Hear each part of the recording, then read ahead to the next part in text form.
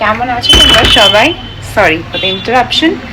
So আর অনেক দিন দেখা হয়নি, তার জন্য ক্ষমা চাইছি।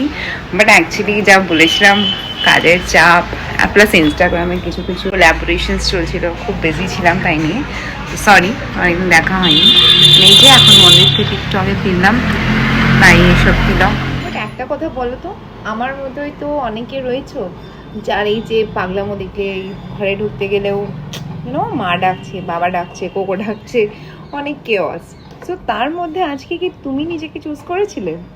যেমন আমি নিজেকে চুজ করলাম, ঘরে ঢুকলাম, সেই 5 minute of piece and chaos free লাইফের জন্য। ভাবছি একটু সেলফ লাভ নিয়ে কথা বলবো, কিন্তু ওই ইনস্টাগ্রামের একদম অ্যাস্থেটিক সেলফ লাভ ভার্সন নয়, the real self love version. মানে আমাদের ডে টু ডে লাইফে সেলফ লাভ কি, আমি কিভাবে সেলফ লাভ প্র্যাকটিস করি। আমি জানি খুব বোরিং জ্ঞান মার্কা একটা টপিক মনে হতে পারে, but it is actually not. মানে জানো তো, নিজেকেই যে ওয়ার্ল্ডের যে নয়েজ, আমাদের চারপাশে দুনিয়ার যে নয়েজ, মানে সেটা যা খুশি হতে পারে, আমাদের ডে টু ডে লাইফের প্রবলেমস, আমাদের রেসপন্সিবিলিটিস, যেগুলোর মধ্যে আমরা এতটাই ডুবে থাকি যে নিজের জন্য সময় পাই না।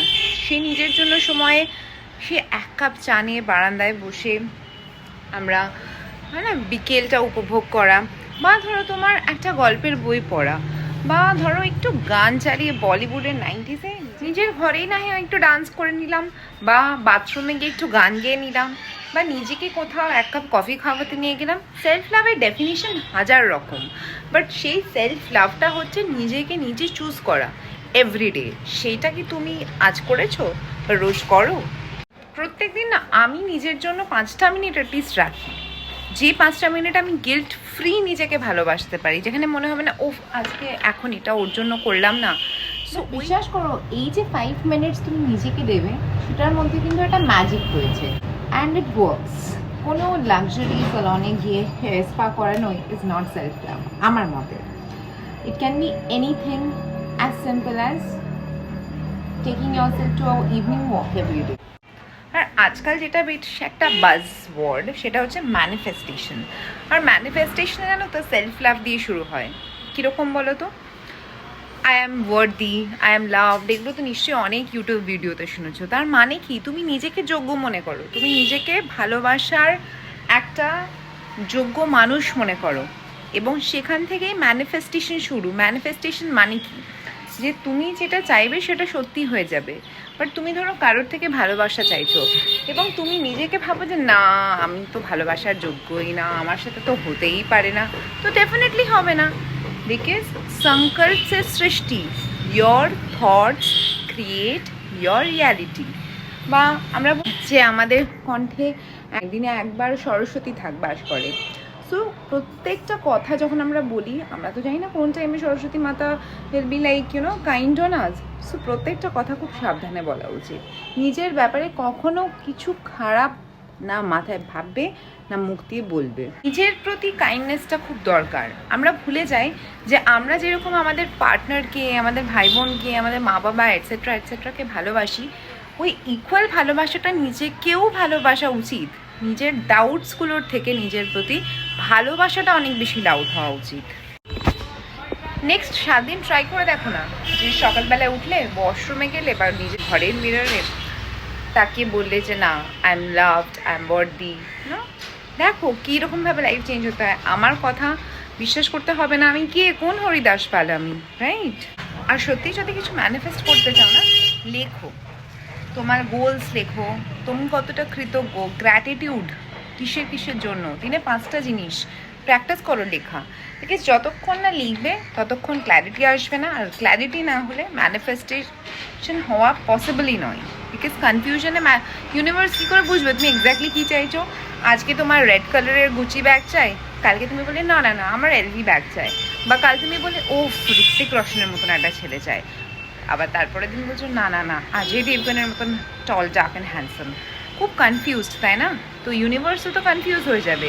সো ক্ল্যারিটি দরকার, ক্ল্যারিটির জন্য সকালটা শুরু করছো মিররের সামনে দাঁড়িয়ে নিজেকে কতটা ভালোবাসো সেটা বলে, রাত্রে যখন ঘুমোতে যাচ্ছ নিজেকে জিজ্ঞেস করো যে আজকে এমন কি করলাম যেটার জন্য I feel proud about myself. দেখবে যে নিজেকে একটা রিমাইন্ডার দেয়া হয় যে তুমি তোমার বেস্ট তোমার কেপেবিলিটিসে বেস্ট করছো, এবং সেই ক্রেডিটটা অন্য কেউ তোমায় দিক না দিক, তুমি নিজেকে দাও।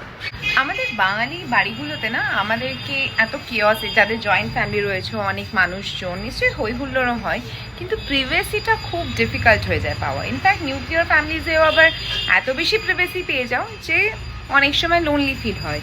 সো ব্যালেন্সটা পাওয়া যায় না। সো আই ফিল যে তাও এই সব কিছুর মধ্যে নিজেকে চুজ করো, নিজেকে ভালোবাসো, নিজেকে চেনো, চিনে চিনে ভালোবাসো, কখনো কখনো রাগ হবে নিজের উপরে, সেটাকে ট্যাকল করো, ফেস করো, জাস্ট বটল আপ হতে দিও না।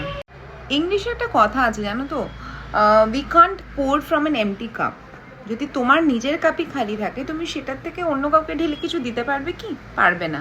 তাই নিজেকে আগে ভরে দাও ভালোবাসা দিয়ে, কনফিডেন্স দিয়ে, সেলফ ডাউটগুলো মুছে ফেলো। আমার দেখো, ফর এক্সাম্পল, আমার ইউটিউবে এখন অবধি অনেকগুলো ভিডিও পোস্ট করেছি। আমি প্রথমে ভেবেছিলাম ডেইলি ব্লগ করবো, দেন ভাবলাম যে না, ওই সময়টা হবে না। সো আমার খুব কম সাবস্ক্রাইবার্স রয়েছে, 150 জন মতন, বাট স্টিল আমি কিন্তু গিভ আপ করিনি, বিকজ আমি এটা অন্য কারোর জন্য করছি না, আমি নিজের জন্য করছি। আমার এখান থেকে টাকা ইনকাম করার নেই, আমার এখান থেকে কোনো like, I just want to have a family, a community, extended family, যেখানে I can share my thoughts, my feelings, আমার কি ভালো হচ্ছে কি খারাপ হচ্ছে। সো মানে I don't need validation, কটা লাইক পড়লো, কটা কমেন্টস পড়লো, এগুলো পরের কথা। আমি নিজেকে ভালোবাসি, নিজের প্রতি confident, that is a way কি আমি একটা কনফিডেন্ট এখানে এসে কথা বলছি। যদি আমার কথাগুলো তোমাদের সাথে রেজোনেট হয়ে থাকে, তো কাইন্ডলি সেলফ লাভ প্র্যাকটিস করো, আর লাইক আর সাবস্ক্রাইব করে দিও। টাটা, আবার দেখা হবে জলদি।